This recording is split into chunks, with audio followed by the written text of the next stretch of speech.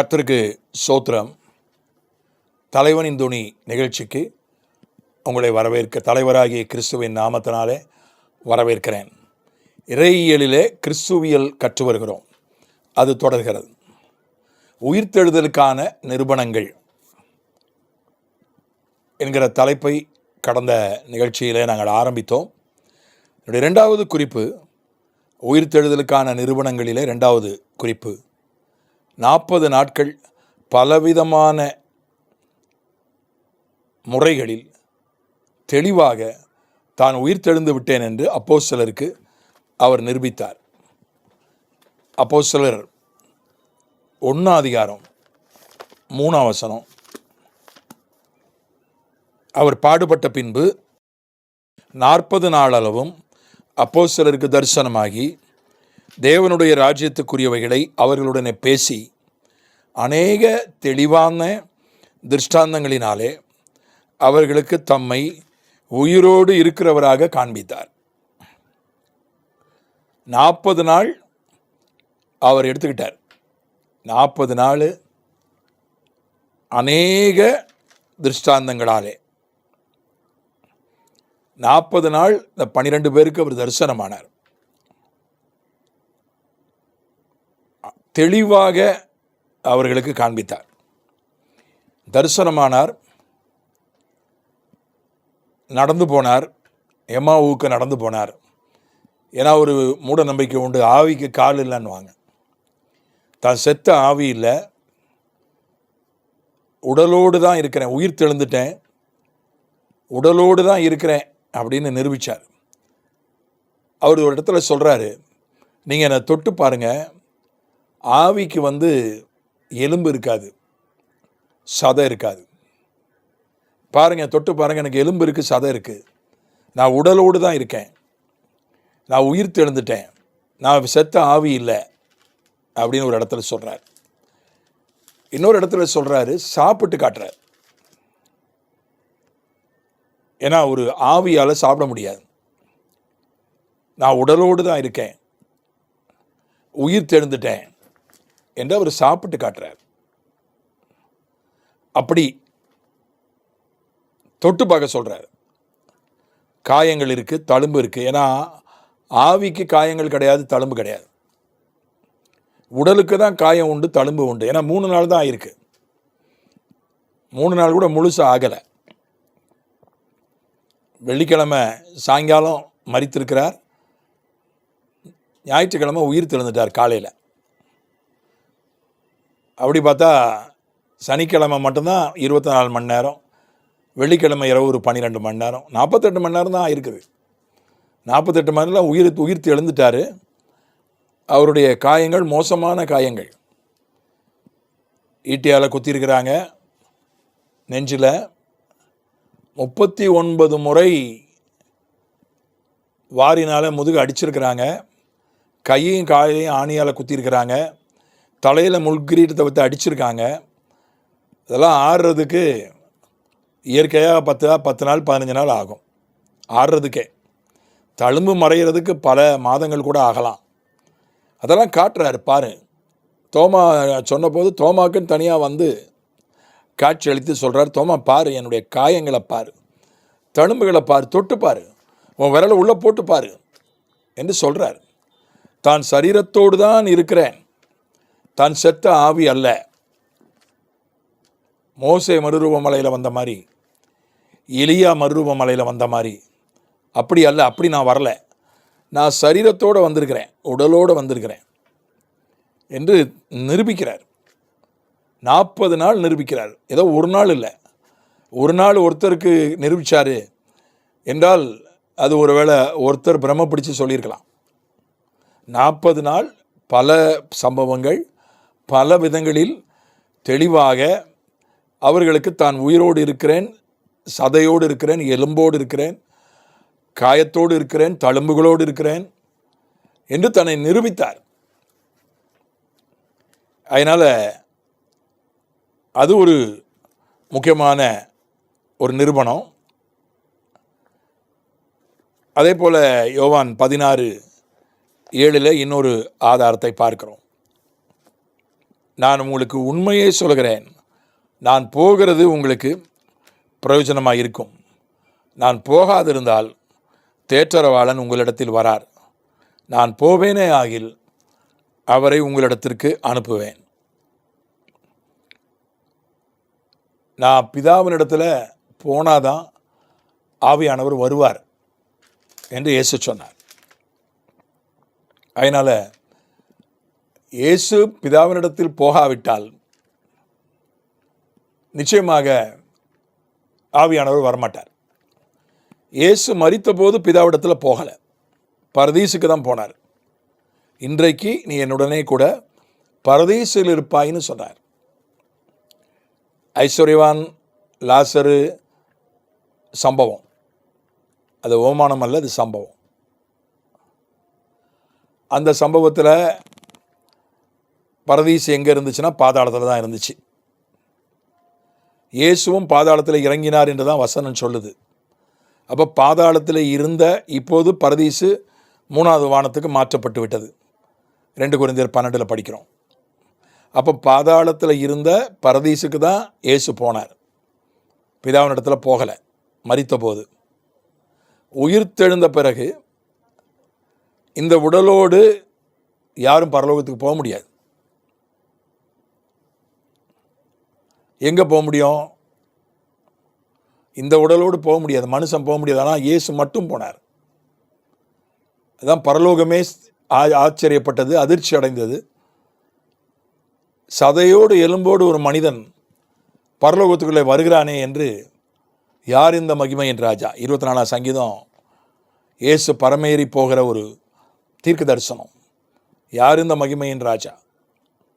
அனாதி கதவுகளை உயருங்கள். யார் இந்த மகிமையின் ராஜா? மகிமையின் ராஜா உட்பிரவேசிக்கிறார். யார் இந்த மகிமையின் ராஜா? யுத்தத்திலே வல்லவர், சேனைகளின் கர்த்தர். அதனால் இயேசு உயிரோடு எழும்பலனா அவருடைய ஆவி பிதாவினிடத்தில் போயிருக்காது. இறந்து போன அத்தனை பரிசுத்தவான்களுடைய ஆவியும் பரதீசில் தான் இருக்குது, பிதாவினிடத்தில் போகலை. ஏனோக்கு எலியா கூட பிதாவினிடத்தில் போகலை. அவர்களை எடுத்துக்கொள்ளப்பட்டு பரலோகத்தில் ஒரு இடத்துல வைக்கப்பட்டிருக்கிறார்கள், அவ்வளோதான். அவர்கள் பிதாவினிடத்தில் போகலை. அதனால் நான் பிதாவினிடத்தில் போன பிறகுதான் பரிசுத்த ஆவியானவரை அனுப்புவேன், பரிசுத்த ஆவியானவர் வருவார்னு இயேசு சொன்னார். அவர் இன்னும் உயிரோடு எழும்பாமல் இருந்தால் பிதாவினிடத்தில் போயிருக்க மாட்டார். 3வது வானமாக இருந்தால் கூட பரதீசில் தான் இருப்பார். பரதீசு வேறு, பிதா வாசம் பண்ணுகிற பரலோகம் வேறு, 2 வெவ்வேறு இடங்கள். அதனால் பரதீசுக்கு தான் போயிருப்பார், பரிசுத்த ஆவியானவர் வந்திருக்க மாட்டார். அவர் உயிரோடு எழும்பினதுனால தான் பிதாவினிடத்திற்கு போனார். பிதாவினிடத்திற்கு போனதுனால தான் பரிசுத்த ஆவியானவர் வந்தார். மாம்சமான யாவர் மேலும் என் ஆவியை ஊற்றுவேன்னு சொன்னாரே, எல்லார் மேலும் ஆவியானவர் ஊற்றப்பட்டார். பழைய ஏற்பாட்டில் பரிசுத்த ஆவியானவர் எல்லார் மேலும் ஊற்றப்படலை. தீர்க்கதரிசிகள் மேலே இருந்தார், ராஜாக்கள் மேலே இருந்தார், ஆசாரியர்கள் மேலே இருந்தார், சில முக்கியமான தலைவர்கள் மேலே இருந்தார், அவ்வளோதான். சில குறிப்பிட்ட வேலைக்காக, பெசலையல் மாதிரி குறிப்பிட்ட வேலைக்காக சிலர் மீது ஆவியானவர் இருந்தார். மோசே காலத்தில் மொத்தமே ஒரு 73 பேர் மேலே தான் ஆவியானவர் இருந்தார். 70 மூப்பர்கள், மோசே, ஆரோன், மிரியாம், 73 பேர் மேலே தான். பெசலையலையும் சேர்த்துக்கிட்டால் 74. உலகத்திலே 74 பேர் மேலே தான் ஆவியானவர் இருந்தார் மோசே காலத்தில். அதுவும் 4 பேர் மேலே தான் இருந்தார். மோசே ரொம்ப அழுது ஜெபம் பண்ணதுனால 70 பேர் மேலுக்கு ஆவியானவரை தந்தார். புதிய ஏற்பாட்டில் அப்படி இல்லை. மாம்சமான யாவர் மேலும் எத்தனை பேர் ரட்சிக்கப்படுகிறாங்களோ அத்தனை பேரும் ஆவியை பெற்றுக்கொள்கிறார்கள். 2000ஆவது ஆண்டு ஒரு கணக்கு எடுத்தாங்க உலகத்தில்.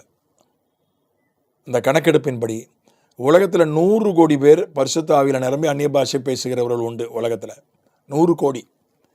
இப்போ 26 வருஷம் ஆகிப்போச்சு, இன்னும் அதிகரிச்சிருக்கும். இப்போ இது ஒரு முக்கியமான ஆதாரம். இயேசு உயிர்த்தெழுந்து பிதாவினிடத்தில் போயிட்டாருன்றதுக்கு பரிசுத்த ஆவியானவர், நானும் பரிசுத்த ஆவியை பெற்றிருக்கிறேன், நான் பரிசுத்த ஆவியை பெற்றிருக்கிறேன், அதுவே ஒரு பெரிய ஆதாரம் இயேசு உயிர்த்தெழுந்துட்டாருன்னு. இல்லைனா நான் ஒன்றும் ஆசாரியனும் கிடையாது, தீர்க்கதரிசியும் கிடையாது. பழைய ஏற்பாட்டு முறைமையின்படி நான் யூதனே முதல்ல கிடையாது, யூத தீர்க்கதரிசியும் கிடையாது, யூத ஆசாரியனும் கிடையாது, யூத தலைவனும் கிடையாது. ஆகினால எனக்கு பரிசுத்த ஆவி வந்திருக்க வேண்டிய வாய்ப்பே கிடையாது. இயேசு உயிர்த்தெழுந்து பிதாவினிடத்தில் போனதுனால தான் அவர் இயேசுவுக்கு பதிலாக பரிசுத்த ஆவியானவரை, வேறொரு தேற்றரவாளனை பிதா அனுப்பி வச்சார். அதனால் இது மிக மிக முக்கியமான ஒரு ஆதாரம் இயேசு உயிர்த்தெழுந்துட்டார்ன்றதுக்கு. யோவான் 16:7 அதை நம்ம படிக்கிறோம். 4வது நிரூபணம் ஆதாரம் 1 கொரிந்தியர் 15:14 இருக்கிறது. கிறிஸ்து எழுந்திருக்கவில்லை என்றால் எங்கள் பிரசங்கமும் விருதா, உங்கள் விசுவாசமும் விருதா. கிறிஸ்து உயிர்த்தெழாவிட்டால் எங்கள் பிரசங்கம் விருதா. இப்போ பிரசங்கம் பண்ணி தான், பிரசங்கம்னா ஆண்டவரை பற்றிய பேசுவது, ஆண்டவரை பற்றி சொல்லுவது, அதான் பிரசங்கம். பிரசங்கம் இயேசு உயிர்த்தெழாவிட்டால் பிரசங்கம் வீணாக போயிடும். இப்போ நான் எப்படி ரட்சிக்கப்பட்டேன், எப்படி இயேசுவை ஏற்றுக்கொண்டேன்? 1977 வருஷம் சென்னை மயிலாப்பூரில் ஒரு விபிஎஸ்ஸில், சிஎஸ்ஐ சபை விபிஎஸ்ஸில் ஸ்கிரிப்சர் யூனியனை சார்ந்த ராஜா மான்சிங்னு ஒரு அண்ணன் வந்து சுவிசேஷத்தை சொன்னாங்க. அப்போ எனக்கு 12 வயசு. ஏன்னா யோசித்து பார்க்குறேன், சிலுவையை பற்றி சொன்னாங்க, தான் சாட்சியை சொன்னாங்க, சிலுவையை பற்றி சொன்னாங்க. எப்படி அது நான் தொடப்பட்டேன், எப்படி அதை என்னை மாற்றிச்சு எனக்கு தெரியல. ஏதோ ஒன்று நடந்திருக்கு, என் வாழ்க்கையை இயேசுவுக்கு ஒப்பு கொடுத்தேன். அதே போல் நான் ஆண்டவரை பற்றி சொல்லி எத்தனையோ பேர் ஆண்டவரை ஏற்றுக்கொண்டிருக்கிறாங்க. மொத்தம் எத்தனைன்னு எனக்கு கணக்கு தெரியாது. பரலோகத்துக்கு போனால் தான் கணக்கு தெரியும். நான் குடியிருக்கிற சாயர்புரத்துக்கு நான் வந்த ஆரம்ப வருஷங்களில் அங்கே இருக்கிற ஆண்கள் பள்ளிக்கூடத்தில் இருக்கிற ஆடிட்டோரியத்தில் ஒரு FPF என்கிற ஒரு அமைப்பினர் ஒரு கூட்டத்தை நடத்தினார்கள். அதில் நான் கர்த்தருடைய வார்த்தையை பேசினேன், ஆண்டவரை பற்றி பேசினேன், பிரசங்கித்தேன். அந்த பிரசங்கத்தில் சிலர் ரட்சிக்கப்பட்டாங்க, எத்தனை பேருன்னு தெரியாது. அதில் ஒரு தம்பி, ஒரு சகோதரர், சில வருஷங்களுக்கு முன்னால் தான் அவர் சந்தித்தேன். அவர் இப்போ ஜெம்ஸ் மிஷனரி சங்கத்தில் ஒரு ஊழியக்காரராக இருக்கிறார். உள்ளூரில் முழு நேர ஊழியராக இருக்கார். அவர் சொன்னார், அந்த கூட்டத்தில் தான் நான் உங்கள் பிரசங்கத்தில் தான் ரட்சிக்கப்பட்டேன்னு சொன்னார். எனக்கு எத்தனையோ வருஷம் கழித்து, ஒரு 15 வருஷம் கழித்து தான் எனக்கு அந்த தகவல் கிடைக்குது. அந்த கூட்டத்தில் அந்த தம்பி ரட்சிக்கப்பட்டிருக்கிறாரு, இன்றைக்கி ஊழியக்காரராக இருக்கார். நாம் ஒருத்தரை மாற்ற முடியுமா? எவ்வளவு அறிவோடு பேசினாலும் மாற்ற முடியாது, எவ்வளவு உருக்கத்தோடு பேசினாலும் மாற்ற முடியாது. மாற்றினா கூட அது கொஞ்ச நாள் தான் நிற்கும், தற்காலிகம்தான், அது நிற்காது. கிறிஸ்து உயிர்த்தெழாவிட்டால் பிரசங்கம் விருதா. எத்தனையோ பேர் அதனால தான் கிறிஸ்துவனை கண்டு பயப்படுறாங்க. மதம் மாற்றிடுவான். மற்றவனை கண்டு யாராவது பயப்படுறாங்களா? பயப்படல. கிறிஸ்தவங்க சொல்கிறாங்க, நீங்களும் உங்கள் மதத்தை பற்றி சொல்லுங்கள், நாங்கள் வேண்டான்னு சொல்லலையே என்று சொல்கிறாங்க. அது எங்களுக்கு அவசியம் இல்லை, நாங்கள் அப்படி சொல்ல மாட்டோம். நீங்கள் சொல்லாதீங்க, நீங்கள் கிறிஸ்தவங்களுக்கு மட்டும் சொல்லுங்கள், மற்றவங்களுக்கு சொல்லாதீங்க. அதுதான் கொடூரமான சட்டங்களை போடுறாங்க. கொடுமையாக போலீஸை வச்சு சில மாநிலங்களில் மக்களை கொடுமைப்படுத்துகிறாங்க இயேசுவை பற்றி சொன்னாலே. ஏன்னா அவங்களுக்கு தெரியும், இயேசுவை பற்றி சொன்னால் அது வீணாக போகாது, அது மக்களுடைய இருதயத்தை மாற்றும். அதனால் ஏன் தெரியுமா? இயேசு உயிரோடு இருக்கிறார். கம்யூனிசத்தை எழுதின கார்ல் மார்க்ஸ் உயிரோடு இல்லை, அவர் இறந்து போயிட்டார். அதனால் கம்யூனிசம் தேஞ்சிக்கிட்டே வருது, வளரல. திராவிட சிந்தனையை எழுதின தந்தை பெரியார் ஈவேரா உயிரோடு இல்லை. அதனால் திராவிடம் என்கிற அந்த கொள்கை அதே பழைய வீழ்ச்சியில் இல்லை, அது தேஞ்சிக்கிட்டே தான் வருது. அதனுடைய தீவிரத்தன்மை குறைஞ்சிக்கிட்டே தான் வருது. பல தத்துவங்களை எழுதினவர்கள் உயிரோடு இல்லை. அதனால் அதனுடைய தீவிரத்தன்மை அது இன்னும் தத்துவங்கள் இருக்கின்றன, தத்துவங்களை நம்புகிறவர்கள் பின்பற்றுகிற, ஆனால் அதனுடைய தீவிரத்தன்மை அது தேஞ்சிக்கிட்டு தான் வருது. ஆனால் சுவிசேஷத்தை கொடுத்த இயேசு உயிரோடு இருக்கிறார், அவர் உயிர் தெழுந்திருக்கிறார். அதனால தான் சுவிசேஷத்தை சொன்னாலே போதும், ஒரு சாதாரண ஆள் சும்மா சாதாரணமாக இதை வளர்ன மாதிரி சொன்ன வார்த்தைகளை கேட்டு எத்தனை பேர் ரட்சிக்கப்பட்டிருக்காங்க. அவருடைய பேச்சு திறமையால் இல்லை, அவர் என்னமோ ரொம்ப அறிவோட ஞானத்தோட பேசிட்டாருன்னு இல்லை. இயேசு உயிர் தெழுந்திருக்கிறார். உயிர் தெழுதலின் வல்லமை ஆண்டவரை பற்றி சொன்னால் அந்த இடத்துல உயிர் தெழுதலின் வல்லமை வேலை செய்கிறது. பிரசங்கம் இன்னைக்கும் வேலை செய்யுது, வீணாகலை. அது மிகப்பெரிய ஆதாரம். அதே வசனத்தில் வாஸ்தவம், கிறிஸ்து எழுந்திருக்கவில்லை என்றால் உங்கள் விசுவாசமும் விருதா. நம்முடைய விசுவாசம் வீணா போயிடும். இன்று நம்முடைய விசுவாசம் வீணா போகலை. நம்ம விசுவாசிக்கிற சில காரியங்கள் நடக்காமல் இருக்கலாம், ஆனால் நடக்கும்,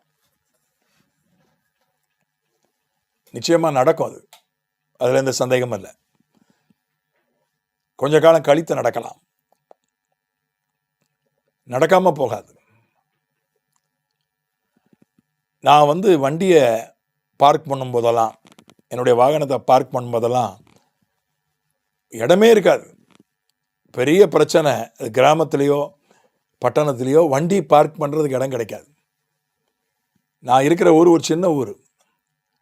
அந்த ஊரில் இருக்கிற கடத்தருவில் ஒரு மோட்டர் பைக்கை ஓடுறதுக்கு இடம் கிடைக்காது. ஆனால் எனக்கு ஒரு குருட்டு விசுவாசம் உண்டு, எங்கேயாவது ஒரு இடம் இருக்கும். எங்கே போனாலும் சரி, சில இடங்களில் ஆயிரக்கணக்கான வண்டி நிற்கும், எங்கேயாவது ஒரு இடம் இருக்கும் அப்படின்னு எனக்கு குருட்டு விசுவாசம் உண்டு.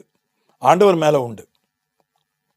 பார்த்தீங்கன்னா ஒரு இடம் இருக்கும், அங்கே கொண்டு வண்டியை நிறுத்திடுவேன். அதே மாதிரி திரும்ப எடுக்கிறதுக்கு நான் வண்டியை நிறுத்தினா 3 பக்கம் 4 பக்கமாக வண்டியை நிறுத்தி வச்சுருப்பாங்க, திரும்பி எடுக்க முடியாது வண்டியை. அப்போவும் நான் ஒரு விசுவாசத்தோடு போவேன், ஏதோ ஒரு வழி இருக்கும் அதை எடுக்கிறதுக்கு. பார்த்தீங்கன்னா 4 பக்கம் வண்டி நிறுத்திருப்பாங்க, ஒரு பக்கத்தில் வண்டி நிறுத்தினவர் எடுத்துருவார், நான் எடுக்கும்போதே எடுத்துருவார். அப்போ அந்த பக்கம் வழியாக வெளியே வந்துடுவேன். ஒரு சின்ன ஒரு விசுவாசம் சொல்கிறேன், எனக்கு அந்த விசுவாசம் எப்போவுமே குருட்டு விசுவாசம் இந்த விஷயத்தில் உண்டு. இன்னும் பல விஷயங்களில் சொல்லலாம். நம்ம ஒரு விஷயத்துக்கு ஆண்டவரை நம்புகிறோம், எத்தனையோ விஷயங்களுக்கு நம்புகிறோம். ஆண்டவர் கைவிட மாட்டார் என்று நம்புகிறோம். நான் விசுவாசத்தால் எனக்கு இது நடந்தது, அது கிடைச்சது, எத்தனையோ பேர் சொல்கிறாங்க. அவர் உயிரோடு இருக்கிறதுனால தான், அல்லது உயிர் தெழுந்துட்டதுனால தான் ஆண்டவர் மேலே வைக்கிற விசுவாசம் இன்றைக்கி வேலை செய்யுது.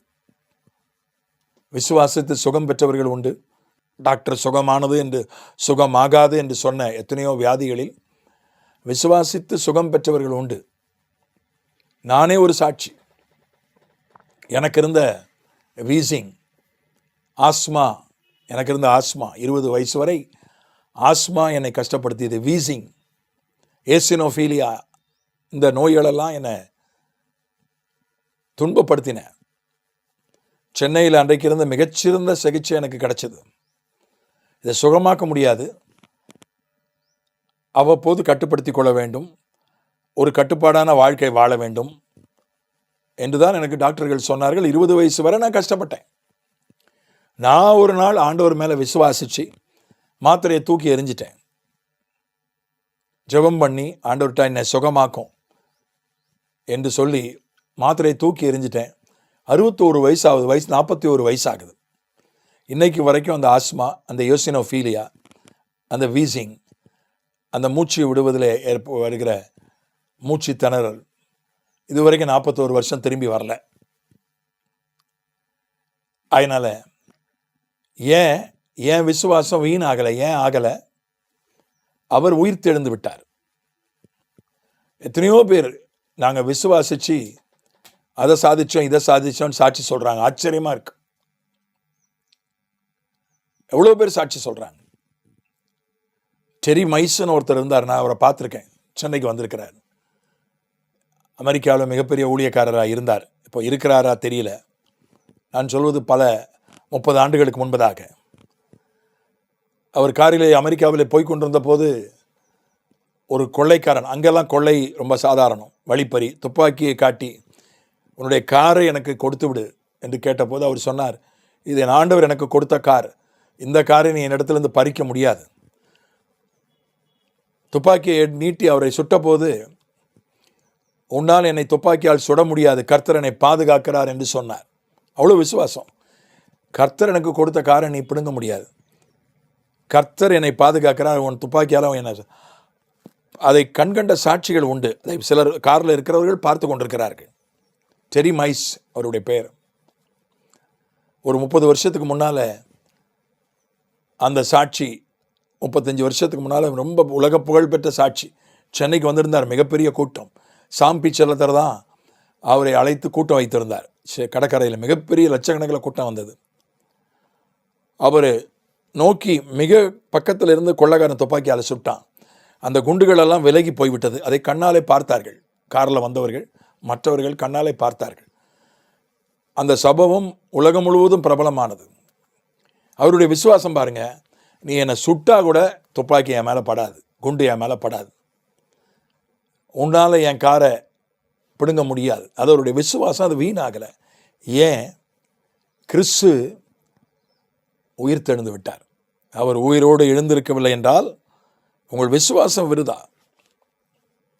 இன்னொன்றும் அங்கே சொல்லப்பட்டிருக்கிறது, கிறிஸ்து உயிரோடு எழும்பவில்லை என்றால் அடுத்த வசனம் சொல்கிறது, மரித்தோர் உயிர் தெழாவிட்டால் தேவன் எழுப்பாத கிறிஸ்துவை அவர் எழுப்பினார் என்று நாங்கள் தேவனை குறித்து சாட்சி சொன்னதினாலே தேவனுக்காக பொய் சாட்சி சொல்லுகிறவர்களாய் காணப்படுவோமே.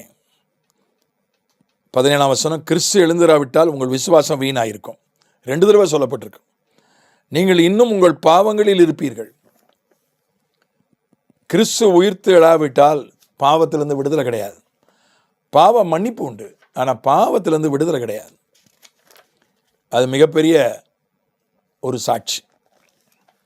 எத்தனை பேரை கர்த்தர் பாவத்திலிருந்து விடுவிச்சிருக்கிறார்.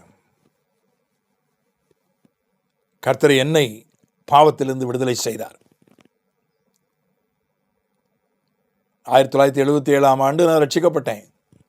12 வயசில் என்ன பாவம் நீங்கள் கேட்கலாம். பொய் சொன்னேன், பொறாமப்படுவேன், எங்கள் வீட்டில் காசு திருடுவேன். 12 வயசில் இருந்த பாவம், அதில் எல்லாம் எனக்கு விடுதலை கொடுத்துருக்கிறார். ஒரு பைசாவில் கூட என்ன உண்மையாக இருக்க ஆண்டவர் எனக்கு. என்னை பற்றி கேட்டு பாருங்கள். நெருங்கி என்னுடைய கொடுக்கல் வாங்கல் வைத்த யாரிடத்தில் வேண்டுமானாலும் கேட்டு பாருங்கள். நான் ஒரு பைசாவில் கூட உண்மையாக இருப்பேன் என்று எல்லாரும் சாட்சி சொல்வார்கள். கடைக்காரர்களிடத்தில் உள்ளூரில் வந்து கேட்டு பாருங்க. பெரும்பாலும் கடைக்காரங்க எனக்கு பணம் ஜாஸ்தியாக கொடுத்துருவாங்க. மீதி பணம் எத்தனையோ சந்தர்ப்பங்களில் மீதி பணம் ஜாஸ்தியாக கொடுத்துருக்காங்க, திரும்ப கொடுத்துருக்குறேன். அல்லது பொருளுக்கு பணம் போடாமல் விட்டுருவாங்க. கணக்கு போடும்போது இந்த பொருளுக்கு பணம் நீங்கள் விலை போடலைன்னு சொல்லி கொடுத்துருக்குறேன். 12 வயசில் எங்கள் வீட்டில் காசு திருடிட்டு இருந்த என்ன கர்த்தர் அவர் உயிர் தெழுந்ததுனால தான் என்னை விடுதலை செஞ்சிருக்கிறார். நான் சொன்னேன்னா நம்புவாங்க. எனக்கு நெருக்கமானவர்கள். நான் பொய் சொல்ல மாட்டேன்னு அவங்க அறிவார்கள். உண்மையை மறைப்பேன், நான் பொய் சொல்ல மாட்டேன். அவர் சொன்னால் இன்னொருத்தவர், நீங்கள் பத்திரம் எழுதி கையெழுத்து போடுறத விட அவரை சொல்லுங்கள். பிரைட் கென்னடியை ஒரு வார்த்தை ஃபோனில் சொல்லுங்கள் போதும். நீங்கள் பத்திரம் எழுதி கையெழுத்து போட்டு தர வேண்டாம் என்று சொல்லுவார்கள், சொல்லியிருக்கிறார்கள். ஏனென்றால் நான் சொன்னால் அது உண்மைதான், நான் பேசுவேன். நான் கொடுக்கல் வாங்கல ரொம்ப உண்மையானவன் என்று என்னை அறிந்தவர்கள் அறிந்திருக்கிறார்கள். இந்த விடுதலை எனக்கு எங்கேருந்து வந்துச்சு? நான் 12 வயசாக இருக்கும்போது எங்கள் வீட்டில் நான் என்ன சொன்னாலும் நம்ப மாட்டாங்க, அவ்வளோ பொய் சொல்லுவேன். இந்த விடுதலை, இந்த பாவத்திலிருந்து விடுதலை எங்கிருந்து வந்தது? இயேசு எனக்கு விடுதலை கொடுத்தார். அது மாதிரி பின்மாற்றத்தில் போயிட்டேன். பின்மாற்றத்தில் போய் மறுபடியும் நான் ஆண்டவருக்குள்ளே வந்தேன். கல்லூரி நாட்களில் மறுபடியும் ஆண்டவருக்குள்ளே வந்தேன். அப்போது பின்மாற்ற வாழ்க்கையில் வந்த பாவங்கள், வாலிப வயதின் பாவங்கள், எல்லாவற்றிலிருந்து ஆண்டவர் எனக்கு விடுதலை கொடுத்தார். எத்தனை பேர் எத்தனை கொலைகாரர்கள் கொலையே தொழிலாக செய்ய கொண்டவர்கள், கொள்ளையே தொழிலாக கொண்டவர்கள், எத்தனை பேரை ஆண்டவர் ரட்சித்திருக்கிறார். எத்தனை பேர் பாவத்திலிருந்து விடுதலை பெற்றிருக்கிறார்கள். பாலியல் தொழிலை நடத்தினவர்கள், மந்திரவாதிகளாக இருந்தவர்கள். நான் முதல்ல ஞானஸ்நானம் கொடுத்தது ஒரு மந்திரவாதிக்கு தான். அவர் இன்னைக்கு பாஸ்டராக இருக்கார் சென்னையில். மந்திரவாதத்தையே தொழிலாக கொண்டிருந்தவர் அதெல்லாம் விட்டுட்டு ஜனங்களை ஆசீர்வதிக்கிற பாஸ்டராக இருக்கிறார். அவருக்கு விடுதலை எங்கிருந்து வந்துச்சு? கிறிஸ்து உயிர்த்தெழுந்து விட்டார் என்பதற்கான ஒரு நிரூபணம், ஒரு ஆதாரம்தான். கிறிஸ்து எழுந்திருக்காவிட்டால் நீங்கள் இன்னும் பாவங்களில் இருப்பீர்கள். இதெல்லாம் கிறிஸ்து உயிர்த்தெழுந்து விட்டார் என்பதற்கான, உயிரோடு இருக்கிறார், சரீரத்தோடு இருக்கிறார் என்பதற்கான ஆதாரங்கள். பிதாவே, இயேசுவின் நாமத்தில் கிறிஸ்து உயிரோடு இருக்கிறார். அவர் செத்த ஆவி அல்ல, அவர் சரீரத்தோடு இருக்கிறார், உயிரோடு இருக்கிறார். அவர் பரதீசில இல்லை, பிதாவோடு இருக்கிறார், பிதாவினிடத்தில் இருக்கிறார். அதனால தான் நாங்கள் பாவத்திலிருந்து விடுதலை பெற்றிருக்கிறோம். நாங்கள் என்ன விசுவாசித்தாலும் அது எங்களுக்கு நடக்கிறது. நாங்கள் ஆண்டவரை பற்றி சொல்லும்போது ஜனங்களுக்குள்ளே அது கிரியை நடப்பிக்கிறது. எங்களுக்கு யாரோ ஆண்டவரை பற்றி சொன்னதுனால நாங்கள் கிரியை நடப்பித்து அது எங்களுக்குள்ளே கிரியை செய்து நாங்கள் ரட்சிக்கப்பட்டோம். ஆண்டவரே, 40 நாள் பல்வேறு விதங்களில், பல்வேறு சம்பவங்களால் நீர் உயிரோடு இருக்கிறீர்னு 12 பேருக்கு நிரூபித்து அவர்களை கண்கண்ட சாட்சிகளாக இந்த உலகத்தில் வைத்துவிட்டு போனீர். அவர்கள் கண்கண்ட சாட்சிகளாக இந்த உலகத்துக்கு அதை சொன்னார்கள், தைரியமாய் சொன்னார்கள். அதற்காகவே உயிரை கொடுத்தார்கள். பொய்க்காக யாரும் உயிரை கொடுக்க மாட்டார்கள், அது உண்மை. ஆகவே தான் அத்தனை பேரும், ஒருவர் தவிர 11 பேரும் உயிரை கொடுத்தார்கள். ஆண்டவரே, உமக்கு ஸ்தோத்திரம். நாங்கள் உயிர்த்தெழுதலுக்கு சாட்சிகளாய் வாழ அநேகரை உம்மண்டை இழுக்க எங்களுக்கு உதவி செய்யும். இயேசுவின் மூலம் பிதாவே, ஆமென்.